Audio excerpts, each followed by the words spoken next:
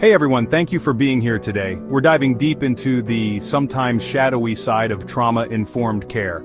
I believe in the power of trauma-informed care. When done right, it can be transformative, but we can't shy away from the hard conversations. This isn't about pointing fingers or placing blame. It's about showing up with vulnerability and honesty so we can do better for the people we serve and for ourselves. Because when we're willing to shine a light on the hard parts, that's where the real growth happens.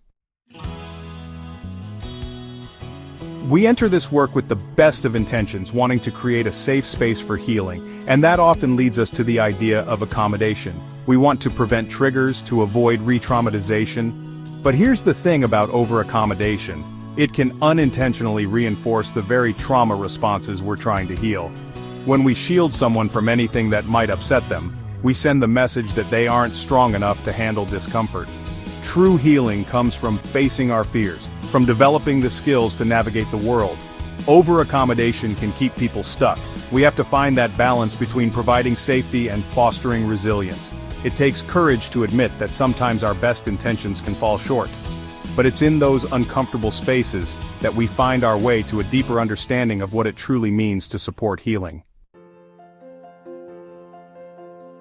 Let's talk about the helpers, the social workers, therapists, caregivers, educators.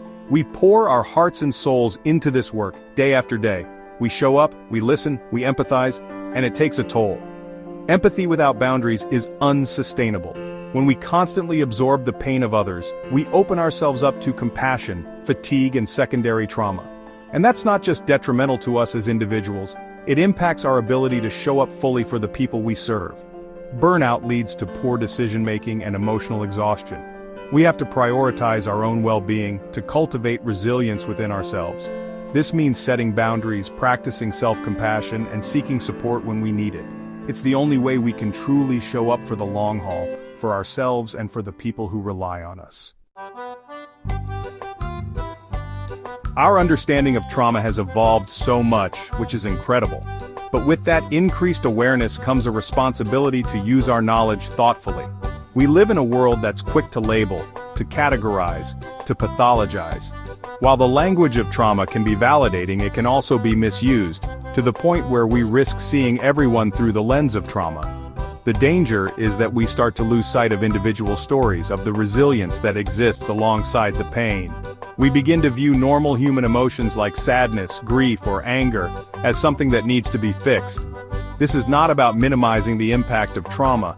It's about remembering that every individual is complex, multifaceted, and capable of extraordinary strength and resilience. Trauma-informed care has become somewhat of a buzzword in recent years. And while it's crucial that we're having these conversations, there's a risk that the deeper meaning gets lost. True trauma-informed care is not a checklist. It's a fundamental shift in our values, our beliefs, our way of being in the world. It's about creating a culture of safety, trust, and respect where everyone feels seen, heard, and valued. It's about understanding that trauma impacts every aspect of a person's life and that healing requires a holistic approach.